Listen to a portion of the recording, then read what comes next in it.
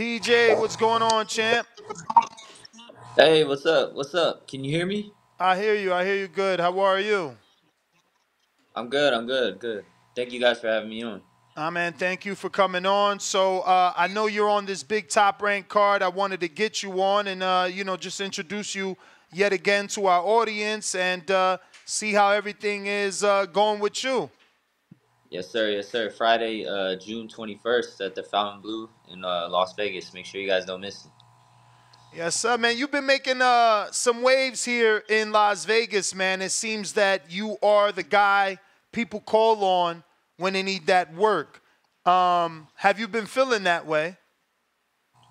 A little bit, yeah. It seems like a lot of times when certain guys are fighting southpaws, I'm usually the first one that they call. Um, you know, Shakur in the past has called me for sparring out here. Devin's called me for sparring out here, and just recently, Javante Tank Davis has called me out for sparring here. So it's good for me too because I'm able to also just learn from all of them and pick their brain. And also another one that called on for sparring for me, Terrence Crawford. He actually asked for sparring for me too. So like I said, it's just a great learning experience for me. Wow. Wow. Terrence, that seems like he's super big. I mean, how much did you weigh when that? I was just around my walk around weight, not too big, but it was just good work. For him to get the look again because he's getting ready to fight Spence. So kind of the same height reach Errol Spence. So we kind of got in there just to get the look, southpaw look.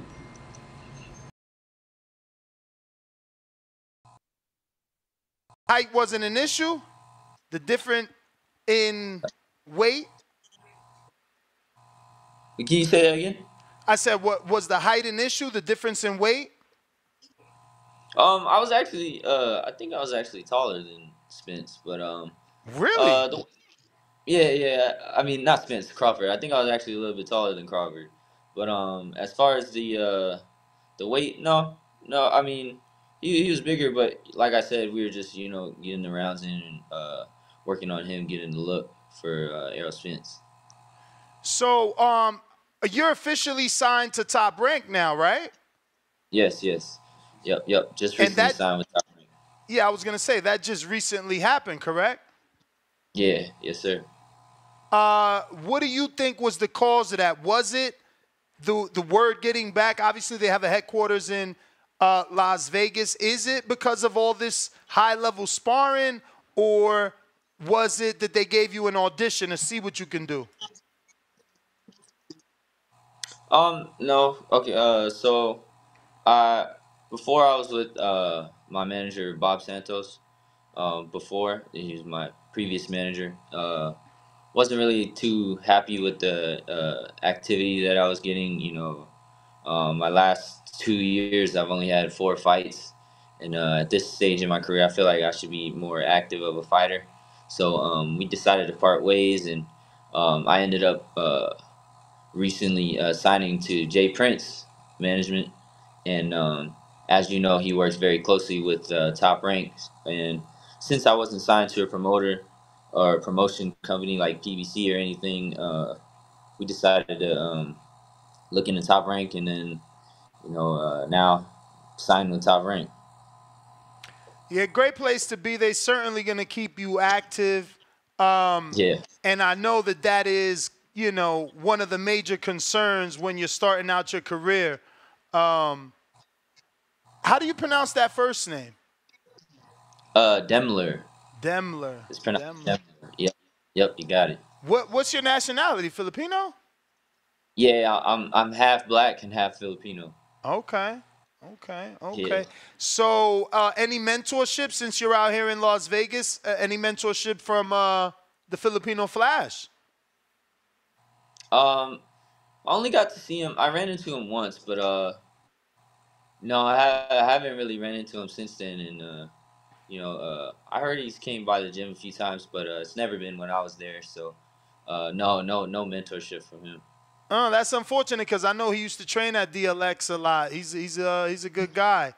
Yeah. But did you have an opponent, because it's not listed on BoxRec, and I know the Top Rank hadn't put out an opponent in terms of a graphic image. They just put your poster out. No, I don't have an opponent yet, but they're gonna be. I'm pretty sure they'll figure that out soon. But uh, I'm just getting all the work I can get. Getting as sharp as possible. Sparring southpaws, orthodox fighters, tall, short. So just making sure that I'm ready to put on a good show for you guys come June 21st. What level of experience do you have in the amateurs? I had about 65 amateur fights. I got a lot of experience though. I traveled, across the world. I've had 13 international fights. I fought in uh, England, Ireland, and Hungary. So yeah, I don't have a crazy amount of amateur fights like some of these top fighters do. But yeah, I also won a couple national titles and gold medals internationally. So, um, I feel like even though I didn't have as many fights as some of these guys who have 200, 300 amateur fights, I feel like within my amateur career, I got a lot of experience. Are you familiar with oh my God, I'm drawing a blank. All right, I got a question from the people. We got Don John. He says, "What's up? This is Donald from Baton Rouge, LA. Who do you think is your biggest fight in your division?" Well, it would obviously be one of the world champions. I feel like the biggest best fight for me in the division would probably be maybe Oshaki Foster. He has the WBC belt, and Wait, wait. So you going down? Because you've been fighting at 35. Oshaki's at 30, or do you think he's just eventually going to move up when you're ready to challenge for a title? no, I actually fight at 130. Yeah, I fight at super featherweight. Okay, because all your fights, let me double check. I swore I just had your box rec open, and yeah, your last fight's at 35. Was that just Yeah. My last fight ended up being at 135 because he couldn't make the weight, so they changed it to 135. But okay? I fight at 130. Glad you corrected that, because since I seen another fight back in 22 at 35, I was going to ask your thoughts on Nahir Albright. Nahir Albright, he had that fight that was turned to a no With contest in Keyshawn, Texas. right? Yeah. Yes, yes. What's your thoughts on him? I think he's a good fighter. I mean, obviously he put up a good uh, outing against Keyshawn Davis. Other than that, I haven't really seen too much of him. But from that fight and what I could tell, I think he's a pretty good solid fighter. Do you think he has more experience than yourself? Mm, I wouldn't go as far to say that. I feel like I have a lot of experience. I've been in there with a lot of guys and learned a lot of things, and I'm learning every day in the gym still. So I wouldn't go as far to say that, but he's definitely a good fighter. I got Octo that says, "Greetings, champ. What's your hobbies? Excuse me. Yeah, what's some of the hobbies you like doing outside of boxing? Also, who are some of the boxers you admired growing up?" For the first question, I'm kind of just like everyone else, but I don't really like being in front of a lot of people. Usually just stay to myself and stay with my family. But we go out, we go to the mall, we go shopping and stuff, or we go to the movies. Sometimes my little brothers play football, so we're usually over there at practice and football games and stuff. Bowling, fishing, anything really. And what was that second question again? The second part was who are some of the boxers you admired growing up? Being black and Filipino is definitely Manny Pacquiao and Floyd Mayweather. Those are the two big fighters that I really looked up to when I was a kid, and I really saw as idols. And I also trained when I was a little kid at the Mayweather boxing gym for my first probably 2 3 years. So I was actually able to get to train with his uncle Roger Mayweather, rest in peace. And he I feel like he attributed to a big part of my career. But when I was there, I got to see him train and just see that championship mentality from him. So definitely Floyd Mayweather and Manny Pacquiao are probably some fighters that I really looked up to as a kid. We got James Valdez in San Antonio, Texas. I listened to your interview with Broadway Joel, and you spoke about all the top boxers you've sparred. Who impressed you the most and why? I would say definitely Terrence Crawford.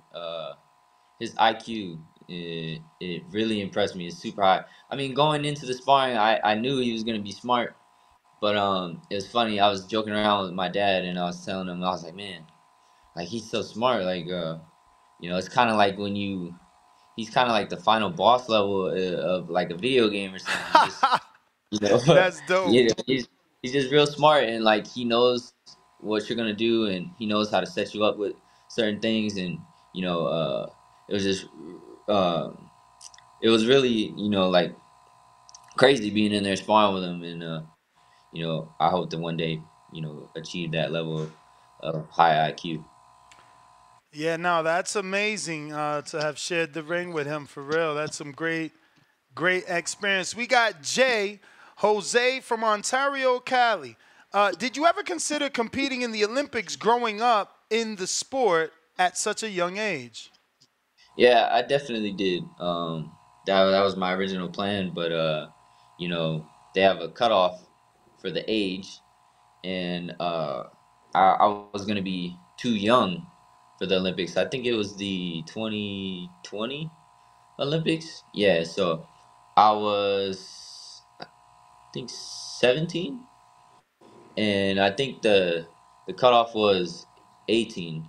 So yeah, I was a little too young, and we decided that instead of waiting for another 4 years, just to turn pro and start my professional career. Totally understand. We got Boxing Kings 401. He says, "What's up, DJ? This is Boxing Kings 1 on Instagram, coming from Providence, Rhode Island. Just want to know what's the highest weight class you will go to in the nearest future?" Honestly, not sure. A lot of people always say like, "Oh man, you gotten bigger since the last time I seen you." And I've been fighting around 126, 130 for my whole career since I turned pro. So about almost 5 years now. But I feel like I'm making the weight comfortably still. But as far as how heavy I'll be able to get up to, I'm not sure. If I had to guess, maybe somewhere around 54, probably the max. I'm not too big. So I definitely don't see myself fighting at like 60, 68. But probably 54, probably the heaviest. Okay. Um, so I'm assuming when you sparred Tank, it was recent for this Frank fight to get him ready for Frank? Yeah, we sparred last week. Okay. So, what do you think of that matchup?